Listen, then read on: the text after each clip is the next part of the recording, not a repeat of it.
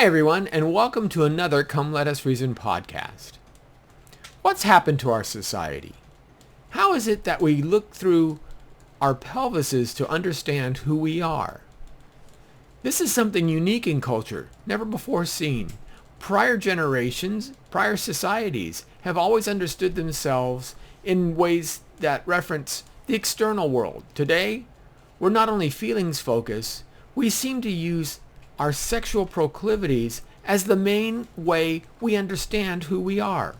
How did this come about? Well, today we're going to explore that on the program. I'm in the studio again with the apologetics.com team as we look at Chapter 7 of Carl Trueman's book, The Rise and Triumph of the Modern Self. This chapter, entitled The New Left and the Politicization of Sex, explores how the ideas of Freud and Marx come together in critical theory in order to exploit sexual ideas and ideals to a public more than willing to be debased by them. So I hope you enjoy the discussion here on Come Let Us Reason Together.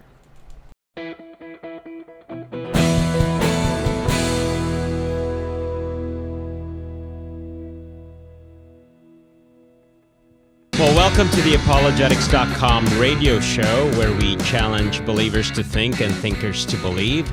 I'm Harry Edwards, your host for this evening. I can't believe it's already January 28th. I know. Right? Crazy. But still, Happy New Year to everyone. I guess this is our first live show with our group. And when I say our group, I'm looking at you, Lenny, and Jacob's not here. He's doing more important stuff, I guess, and he needs to be away. So we're going to miss him tonight. But anyways, Lenny, how was the holiday season for you? It was nice. We had some rain. That's fine. We needed it around here. Yeah. But we had to get a nice time getting together with family and kind of just a calm Christmas and New Year's, which was appropriate. So Good. Yeah. Now, I know I've been seeing a lot of your... are you on TikTok now? Is that what you're trying to do? Well, Okay. not TikTok, but a lot of Instagram. Like short... Yeah, short reels and Reels, things like there that. you We're go. putting them on Facebook Yeah. now, just trying to push a lot more of these little snippets. That's cool. That's great. Why don't you tell our listeners the ministry that you started many years ago, how it's doing, and what are some of your plans maybe this year? Come Reason Ministries was one of the kind of the pioneering online apologetics organizations. Start off 1996. All right. We launched a website, Come Let Us Reason Together, taken from Isaiah 1:18, and launched our podcast in 2006. And so been writing, of course, lots of articles, done things of that nature, done some speaking. I was at the beginning of the year at New Orleans Baptist Theological Seminary at one of their conferences. How was that, by the way? That's an interesting conference. It's a great time because it's an entire week, and the speakers and the experts actually kind of live with the attendees. So we all have meals together, things of that nature, and it's a pretty intensive set of week of. Who are some of the speakers then? You had this year you had Craig Hazen was there, Sam Alberry was there, Rob Bowman, Tim McGrew, of course, Robert Stewart, Lisa Fields, just a lot of kind of well-known names. James Walker, who actually brought an atheist friend with him, and they had a discussion online, which was pretty interesting. Nice. But a lot of folks with names that you'd recognize are there, and that was a great time. And then in March, we're doing a conference here in Southern California that I'm putting on called Dare to Defend. And you can find out more about that with daretodefend.com. J. Warner Wallace, Hugh Ross. We're going to have Beckett Cook speaking with us. Craig Hazen's going to be out again. So there's a lot of really good topics. The who's who in Christian apologetics. Monique Dusan. And talking about some of the issues that we're going to talk about tonight. on the shift in culture and critical theory and sexual liberation and all of those kinds of things. So that's available. That'll be March 10th and 11th. Okay, just check it out on comereason.org. Right. All right, very good. Well, tonight is actually going to be pretty impactful. We are continuing our discussion on Truman's book, and it's The Rise and Triumph of the Modern Self. And I would encourage you to pick it up if you haven't. Some of the who's who in Christian apologetics and just anyone who knows and critiques culture today, they would recommend this book. In fact, Rod Dreher said this is without question one of the most important religious books of the decade. So that's really high praise coming from Rod Dreher, who also writes in this kind of like in this field. So that's really nice of him to say that.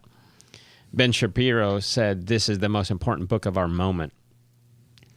And I'm beginning to appreciate it and realize that I think those gentlemen are telling the truth here.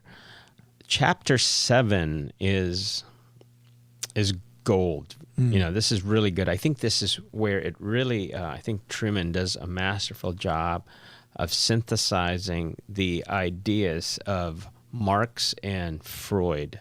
So this is the chapter where, after he's done a little bit of genealogy of ideas, beginning with Nietzsche, Marx, Darwin, now you come to, I think, the meat of this book. So I think Chapter 7 is the 20th century turn. It's where, and he had laid out in the early chapters with Philip Reif, where we had, if you remember, political man, and then religious man, and then the psychological economic man. Economic man, and then and now this is where it all turns. And again, those first three types of individuals measured themselves and their self-identity against external reference.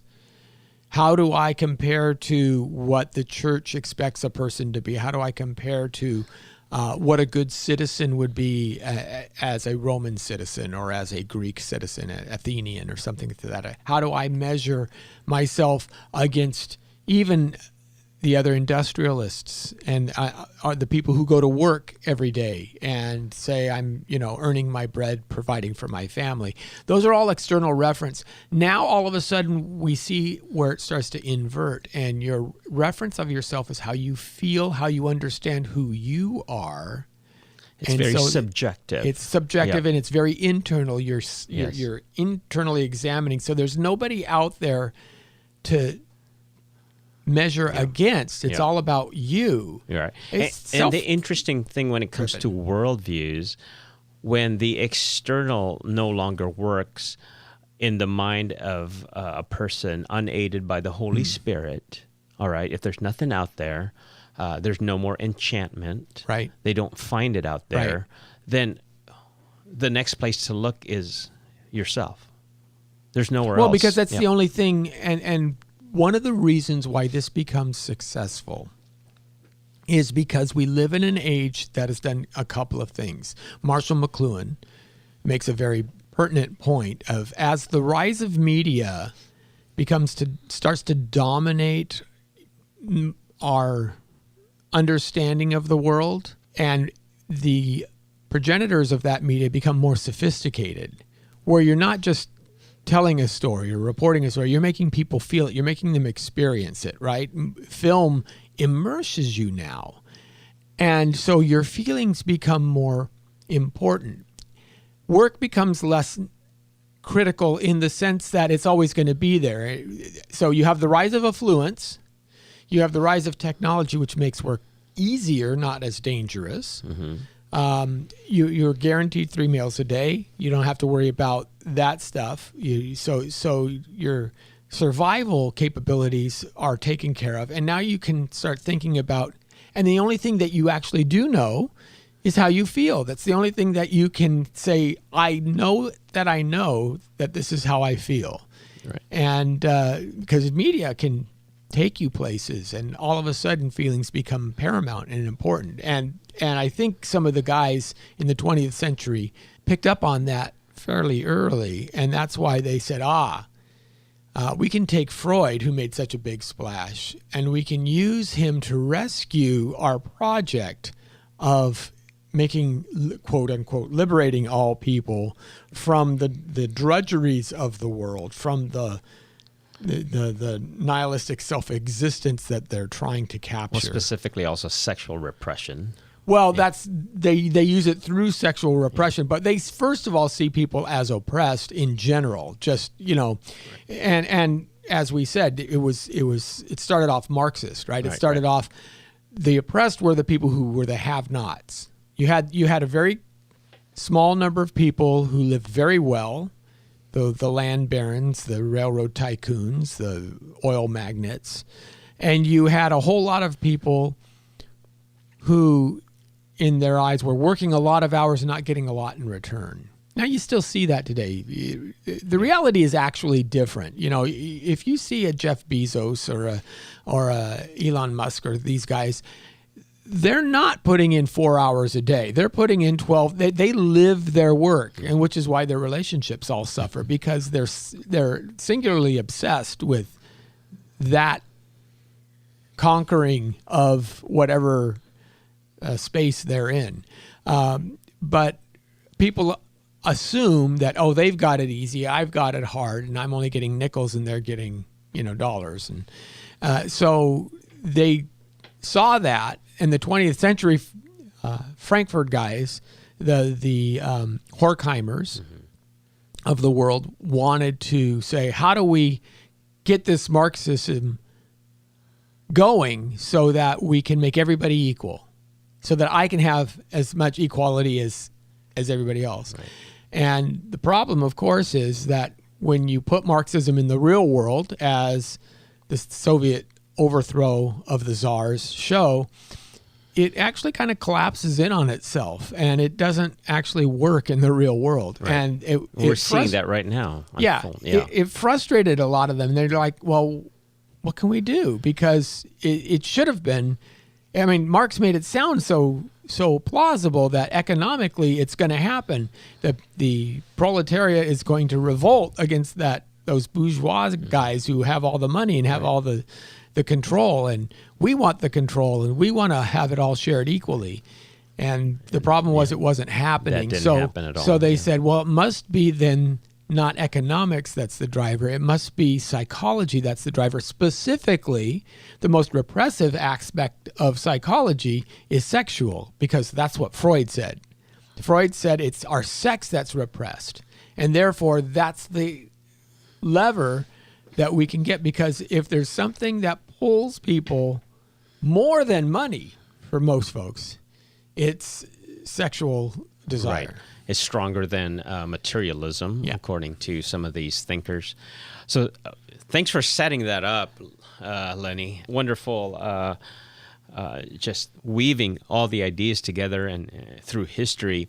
Now, you were mentioning how Marx thought that perhaps this journey to utopia would happen through communism, but it failed. And just going to Truman's work here, he noted that for Marx's theory to work, that two things had to happen. Capitalism had to fail under its own weight. And second is the working class to develop a political system that justifies the wrong assumption that both the working and the middle class possess values that work against each other. That really didn't happen. They were working together, not against each other. So we know that capitalism did not fail, and it had a chance to fail in 1929 when the stock market crashed, and which led to the Great Depression. And yet America survived that and even thrived. And Germany, which was probably the worst hit in the world depressed movement, because they were the conquered of World War I. And they were embittered by the fact that they lost, as well as they had to try and rebuild their economy, their entire economy, as they were decimated from the war. Right. And so instead of turning to communism, they turned to fascism. Right. Right. Which that didn't work either. No, well, no, Yeah. ultimately no, because you got one totalitarian guy Right. coming. But what's interesting in that is, if Marx was right, then we have Russia that has, again, the czars living the high life. There's a small bourgeois contingent that holds all of the power, all the landowners, much like the Middle Ages, where you have the lords controlling all the land and then the serfs kind of working it. Russia's kind of still in that state, and you would have expected there that the workers would rise up, revolt, and take control of everything. That was Marx's theory. Right. It didn't happen in Germany. It didn't happen in the Soviet Union or Russia at that time. Right. So in the real world, all of a sudden, Marx's theory isn't playing out the way Marx said it would play out. Right, and this bothered some people. This It did. bothered the communists in the 1930s, Right. especially after Lenin. When Stalin comes into power, he's even worse than Lenin. Right. I mean, it's not just a temporary dictatorship of the proletariat. It's like a heavier hand. Right. And they're like, what went wrong? Well, which led to, again, this Italian thinker, Antonio Gramsci, just picking up the pieces of failed Marxism. And you were mentioning that he wrote a lot of this stuff in prison. Yes. And again, Gramsci's writing when Benito Mussolini is coming into power. And this is why Gramsci's in prison, because Mussolini is another fascist. That's right. Doesn't want communism. That's right. And so this is an apology for cultural apologetics, right? So he was smart enough to realize that it failed miserably. So again, in the journey and race toward utopia, thinking that Marx had the solution, but maybe the application of it was all wrong. You're not appealing to a class division. Capitalism is not going to fail. So perhaps it's through the cultural institutions like schools and media now that they have to embed themselves. Yeah, what Gramsci's view was, and he talks about hegemonic power. He's the one who coins that term, hegemonic. What he says basically is two things. He says, first of all, the intelligentsia isn't separate from the people. Right. He doesn't want to create another class. He doesn't. Right? He doesn't want to have the intelligentsia. He wants the intelligentsia to be considered part of the people, but the part of the people that have insight and understanding. And the problem is the rest of the people have been so blinded by the lies and the assumptions that have been fed to them that they can't see what they're supposed to do, how they're supposed to. So theoretically, in the Wall Street crash, capitalism did fail. Everybody lost all their money. And to the minds of these communists, they're saying, well, see, this is the failure where you say everything's going to get better, everything's going up. Now everybody's down and starving again. This is a failure of capitalism. Even modern day communists will say these kinds of things. And they said, but the problem was the class society that should then overthrow these owners didn't know that was their role. And so the intelligentsia has to come in and set it up for them so that they understand that. So how do we do this? Well, we don't do it through symposia. We do it through the cultural avenues that the lower class most inhabit. Right. So the public schools, the movies, and Fashion. Shelley and Sure. Percy and all the guys, the romantics that we read about, Wordsworth and these guys, they held the same idea. And in their era, in the early 19th century, it was poetry. Now it's radio, story, film, getting into the colleges to instruct the instructors, to give. So if we sell the educated class this idea, then they're going to go out and they're going to start running the schools and teach the children, and then they can perpetuate this idea. And a lot of that thinking kind of resulted in the formation of the Frankfurt School. where a bunch of these thinkers, a lot of them German thinkers during that time, they just wanted to take down these institutions that apparently are keeping the oppressors in power, in their privileged positions. And so out of the Frankfurt School comes critical theory. Now, I know there's a lot of talk about CRT, critical race theory, and everybody seems to have an opinion about it. But we want to highlight, I know, Lenny, you made it very clear that really there's a whole subcategories, and CRT is just one of them. Yes. But critical theory, actually, again, coming out of the Frankfurt School, has a lot of, I want to say, damnable qualities, really. Like you were saying, not any of those were based in data or fact. A lot of them were just musings by these social theorists, right? So, in fact, I was just thinking here, and maybe I can add to CRT, maybe critical sex theory. I wonder if that queer theory would be considered. Is that what it is? It's queer theory. Queer now. theory. Okay. Yeah. And so really. So you have queer theory, you have feminist theory, you have race theory, you have. Okay.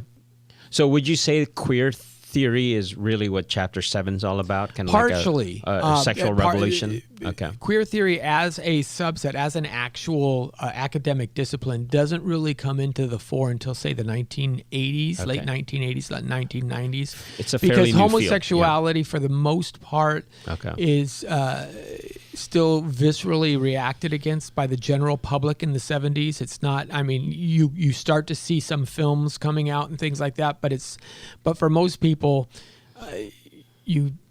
they wouldn't accept that. All critical theory, though, is based on two assumptions, to your point. So the first is that the world can be divided up into two classes of people. There's the oppressors and there's the oppressed. Right. You're in one of those two classes.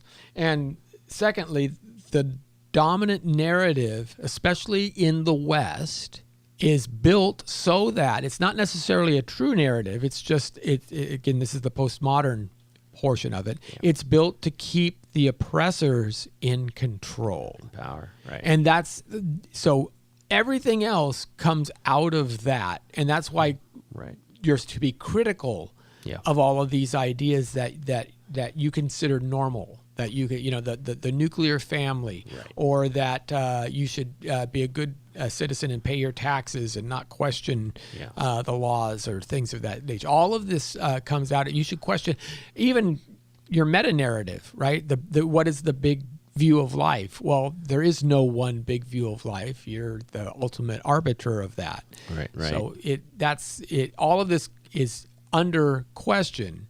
Because it's part of the tools that the oppressors use to keep you oppressed. That's the terrible outcome of the Frankfurt School. Like you said, everything is in question. Now, I want to say, to their credit, some things have to be questioned. Sure, absolutely. But they absolutized everything, and literally nothing was spared.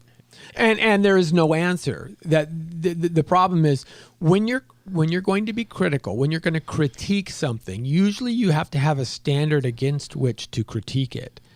They're critiquing everything, but there is no standard. And one of the key points that those who argue against critical theory make is there is no vision for what a just society looks like. There is no vision for how we know we're progressing out of this hegemonic bifurcation. There is no way for us. All we know is today is bad. Right. And that's what you'll hear all the time, white supremacy and this is, well, what does it look like when it's not? Right.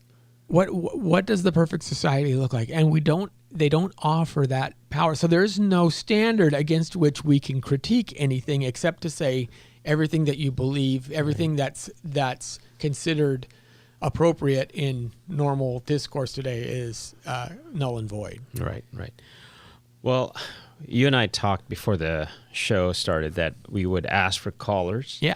So I'll put out the number there, and I know we're heading to a break pretty soon. But if you are a teacher or a parent, maybe you're involved in the PTA, and you're wondering why there's so much sex education, or it's just rammed down your throat, you might want to give us a call, and maybe we can help you understand why culture is heading that way, or is the way it is right now. Again, chapter 7 is the new left and the politicization of sex. That's chapter 7 of Truman's book, The Rise and Triumph of the Modern Self. And in the book, he's trying to help us understand why all of a sudden politics and sex are just almost inseparable. And it seems like sex is in the driver's seat right now. So almost anything that's legislated, what gets on the top it has something to do with LGBT, homosexuality, transgenderism, all of these things.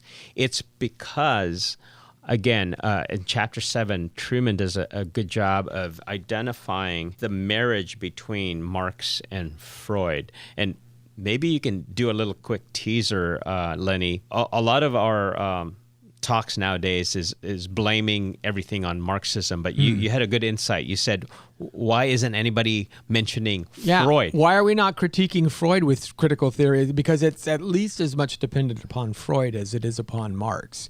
And the sexual repression, the sexual identity piece, the psychological inward turn is what is supposed to be repressive. But nobody says, hey, that Freudian stuff, we don't buy any of that. We'll talk more about that after the break. We're discussing Chapter 7 of Carl Truman's book, The Rise and Triumph of the Modern Self. We'll be right back after a few messages.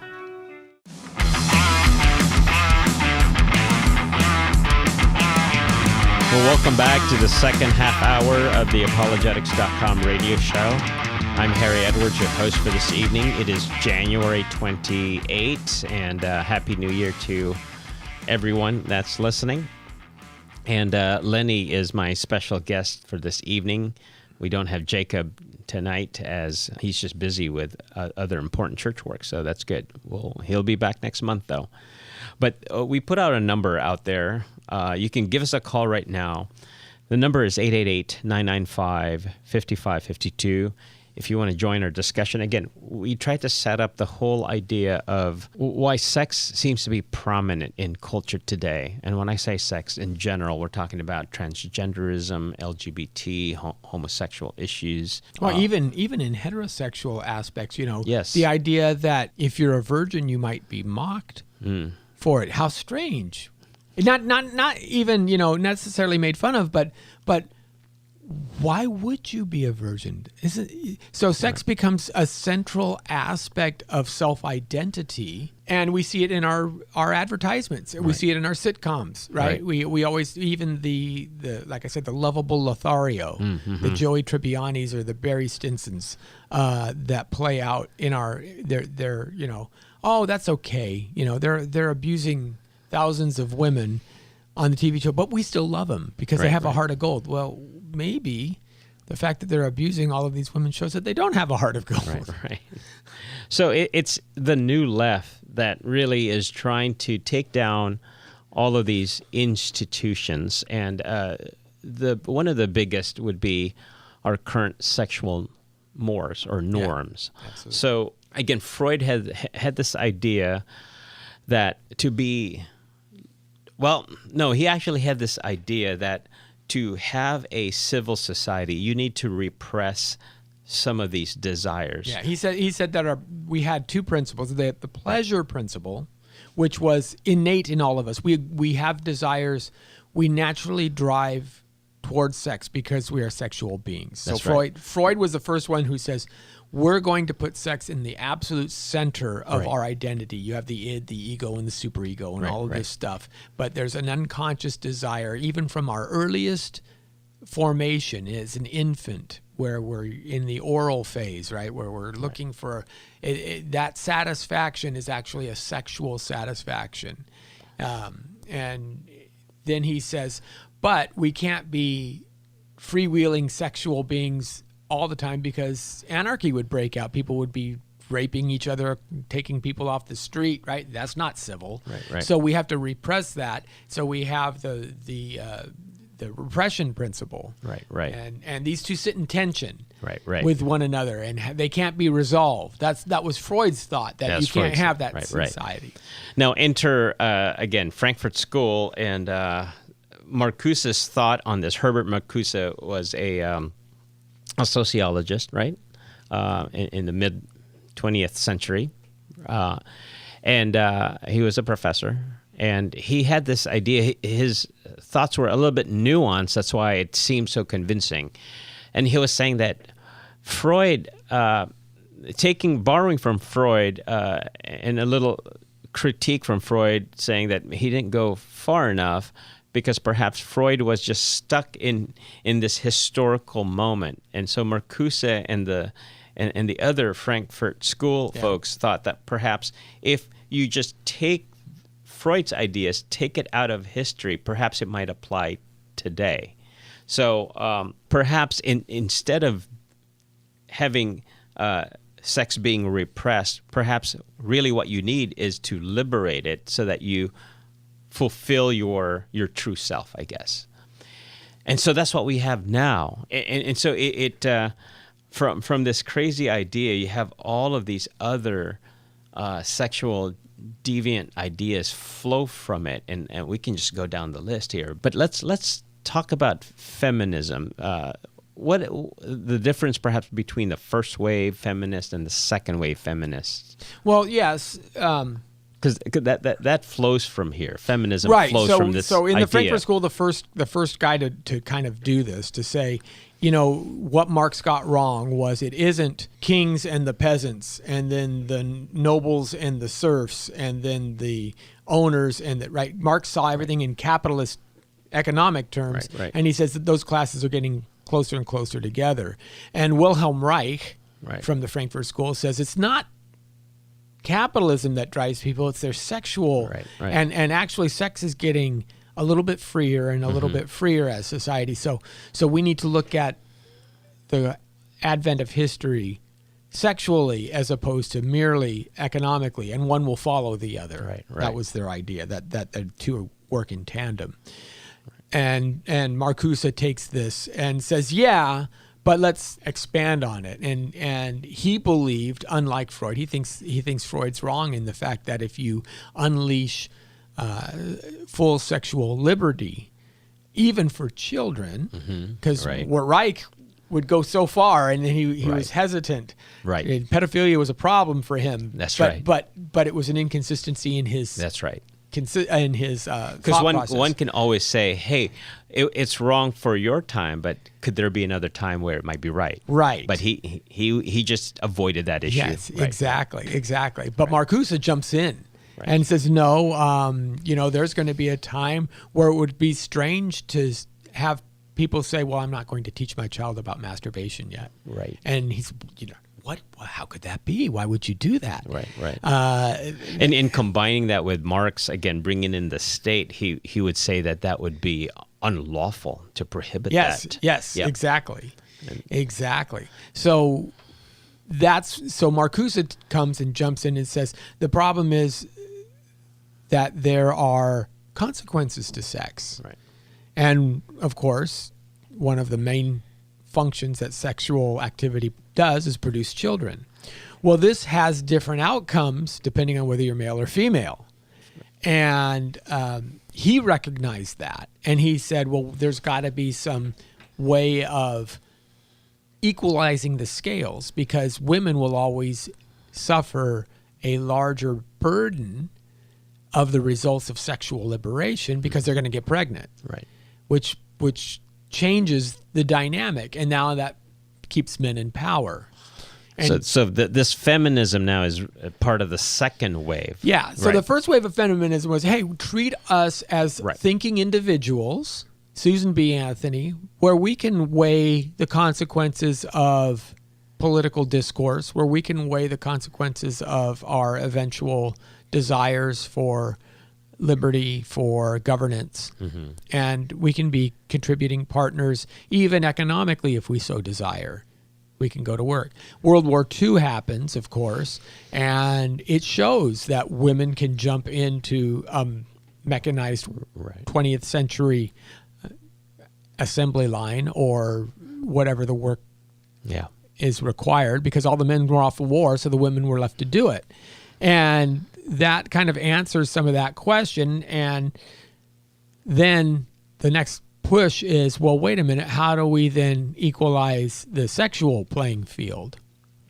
And it starts to say, well, we have to do something about this idea of linking biology and sex with the outcomes of biologic, that women have to be the baby bearers. Women can't have sex like the men. And I've always thought it odd that even today, feminists tend to measure their success and their equality using the man's playbook. Yeah, that's true. Because most women, it's not like how many sexual partners can I get, right? That's not how women think. That's just not how they're wired. Right. And it's strange that they consider that the form of achievement that they're going for.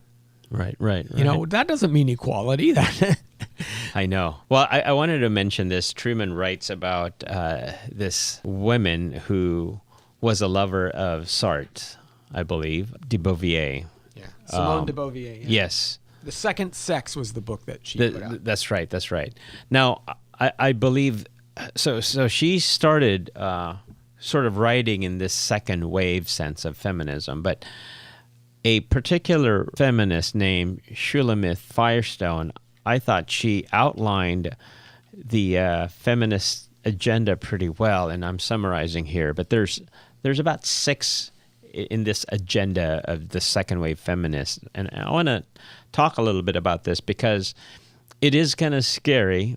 It is kind of scary, and at the same time prophetic. And so, as Christian apologists, how do we deal with this? All right, so we want to get to that, but the first one is the distinction between gender is eliminated in this second wave feminist thinking. And we kind of see that, right? You were mentioning that it was Firestone that made the distinction between gender and sex, right? Yeah.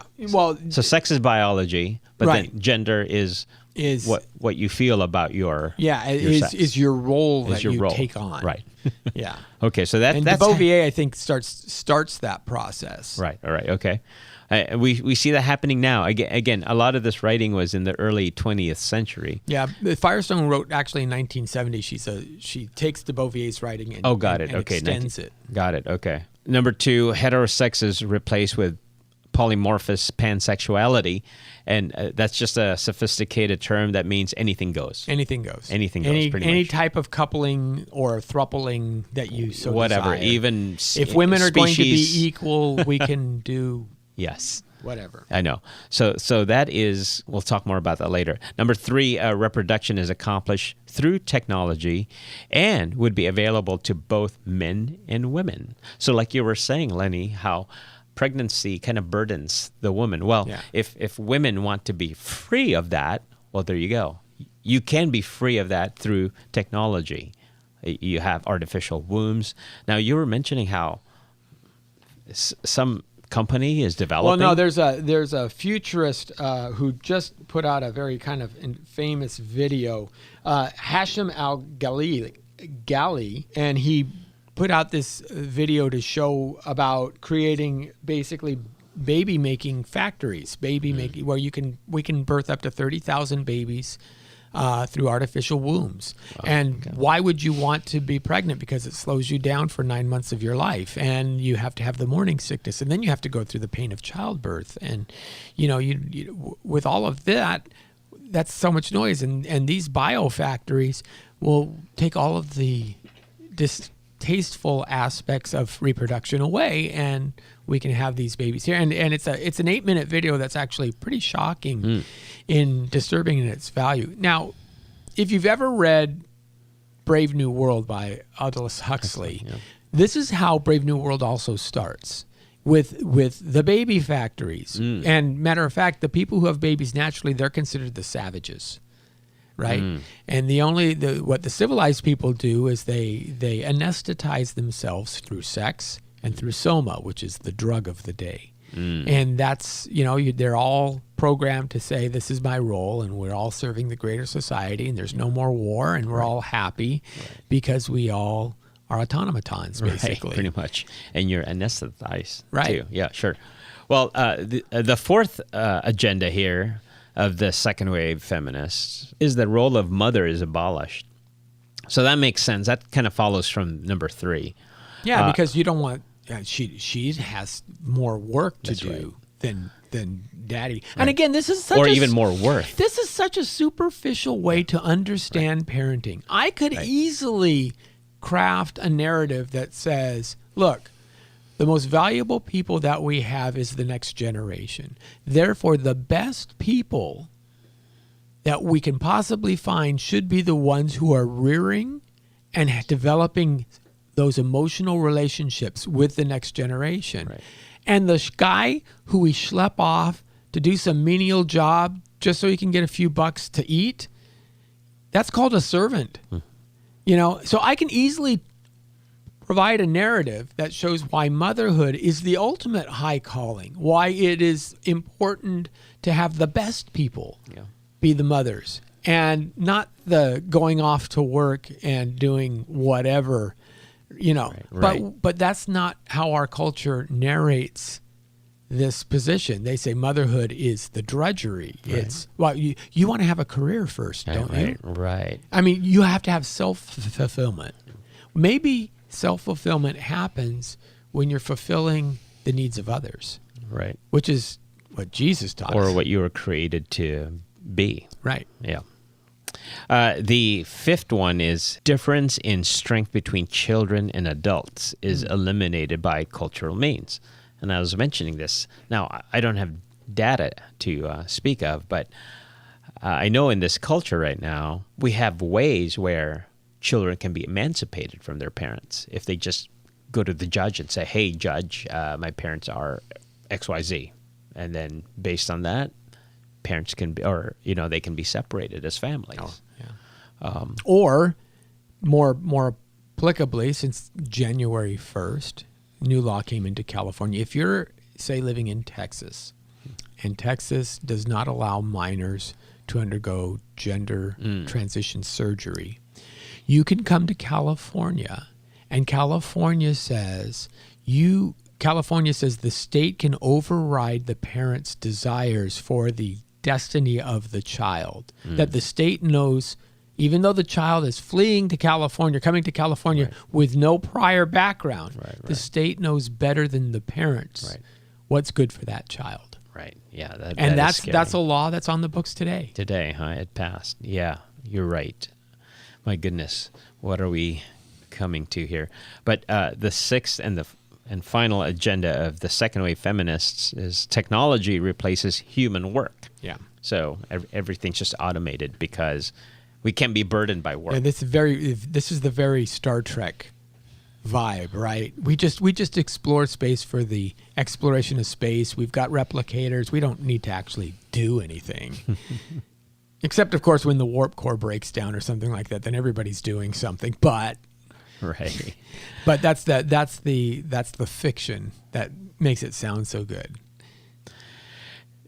And a lot of what I just read is happening already now. This was written, like I said, 50, 60 years ago. Yeah. And a lot of the technology that is rampant today was not even conceived back then. No, and it's amazing. It is. That how prescient those guys were in seeing these kinds of things. Well, I'm wondering, again, Truman doesn't really tackle this, but Lenny and I have been just sitting here just wondering, what does a mature Christian do in light of all of this? So we know that culture, the West right now, is embroiled in this sexual revolution, and it's done in a sneaky way. Yeah, it's not some revolution with arms. There are no bombs going off. And again, if we are to trust maybe the methods of the Frankfurt School, I believe they're successful today, no doubt.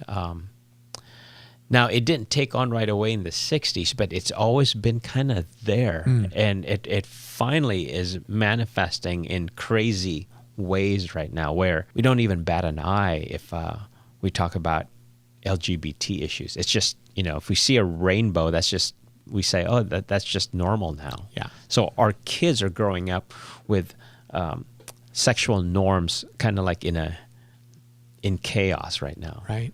So what do we do? So a lot of this, we were mentioning, Lenny, you and I, that a lot of this has to do with our identity, really, and the quest for meaning and significance. So if you can't find it in a class, you keep searching, eventually you just find it in yourself. You architect whatever you want to be, including your gender, including your sex, and we end up harming ourselves, right? Absolutely. But what is the Christian response, and what's the biblical response to this in the next 6 minutes that we have? Well, here's the first thing that I think is very interesting. If you look at all of this, what you see is a desire for individuals to reverse the consequences of the first sin. So let's go back all the way to Genesis 3. Okay? There were certain aspects put in place. God gave man dominion over the animals, over the earth. God gave man a wife and said she will be his helpmate. And he told them they can't eat of the tree of the knowledge of good and evil, right? Right. Now, Adam does the exact opposite of all those things. Eve listens to the snake instead of having dominion over the created order. The created order tells her what to do. She fails in the sense of not listening to God's law and entices her husband as opposed to him leading her. She leads him. And God presents a curse on them. He would be cursed with the work of the field. From sweat will come his brow. Her curse is to have children in pain, childbirth and labor, and she will desire to overrule her husband, but he will dominate her. And in all of these things, what you see the Marxists, the critical theorists, trying to do is undo each one of these curses. They don't want to work from the sweat of their brow. They don't want to have the childbirth pain, right? They want to eliminate the distinctions between man and woman so that there is no dominance. Roles are confused, right? They want to eliminate the natural order even of childbirth itself so that you can be a woman and not have a uterus. Eliminate the hierarchy too. It's literally an attempt to undermine God's order, and I think God put that order there not necessarily only as a punishment, but as a consequence. And there's a difference, right? There's a difference between saying, so for example, a punishment, if you tell your children, okay, look, I'm going to give you a credit card for college. You're to spend only $100 a month on it or something like that. And I'll send you the $100 and we'll pay the $100 bill. Okay, you can do that. Now there's if your child violates that and spends more, then you can say, well, there's a punishment that I can give you in that I'm not going to maybe pay the $100, but there's also a consequence in that you got now $300 or $400 or $500 in debt that you have to somehow work back. That's not necessarily a punishment. It's just like you put yourself in a bad situation and now you got to dig yourself out of it. Yeah. And I think that that's part of the process. God tries to prevent Adam and Eve from going further into sin by kind of putting some of these guardrails up. And that's exactly what these guys are trying to undo. And what I find is when we stick as close as we can to God's order, we tend to be happier. This is why we're seeing depression rates raise astronomically in Western countries. The countries that are the most egalitarian, Sweden and some of the Nordic countries, tend to actually have the most reinforced gender roles. Sociologists are like, why is this? You would think that the sexes would blend together. No, they actually tend to separate. The people who are happiest are living more traditional, quote unquote, roles because what you find is it's not about you. It's about others. Right. How many women do you know who can't get pregnant, who are desperate to feel that? Yeah. I mean, that's to take that away and say that's a burden, that's ridiculous. Yeah. How many men do you know who are depressed because they feel like a failure because they can't support their family, they don't have a good job, they know that they're sitting around just playing video games all day, so they have no self-worth. Right. So in all of these things, if we look at what the model is that God provides, then what we'll find, and if we're working not simply for ourselves, but working because there's this other person here who I need to provide for, there's value in that. And that's what I've seen over and over again is the idea of Jesus saying, love your neighbor. He who is the greatest is the servant of all. Yeah. And if you're serving your children, what's best for them? If you're serving your wife, if you're serving your husband, if you're serving your community, not, hey, my community should be doing for me. They should be paying me reparations or something. But Right. What can I do to benefit the community? If you turn that script around, I think that's when we start to find true meaning and true satisfaction in life. Right. Well said, Lenny. So really, a lot of our issues can be solved by looking to Scripture and see that God has the perfect plan for us. He created us. He knows us.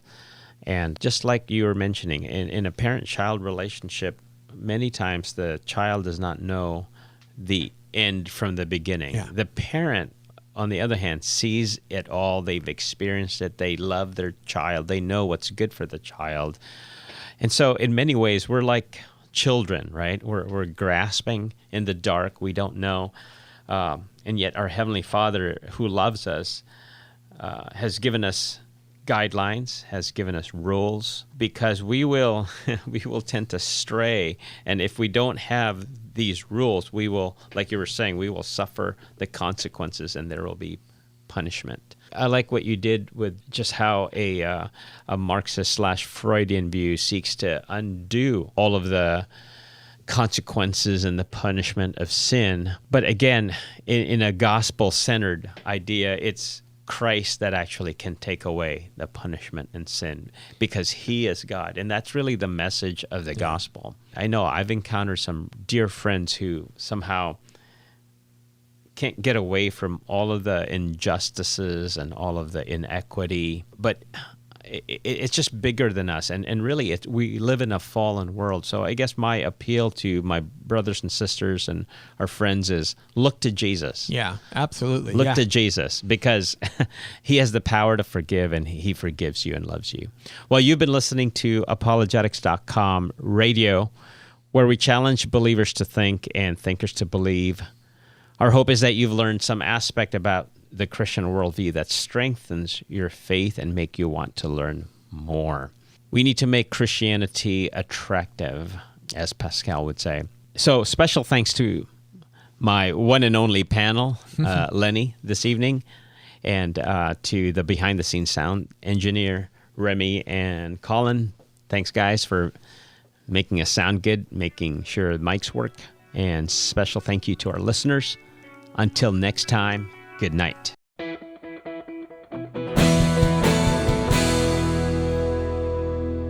Thank you for watching this Come Reason video. I hope you enjoyed it.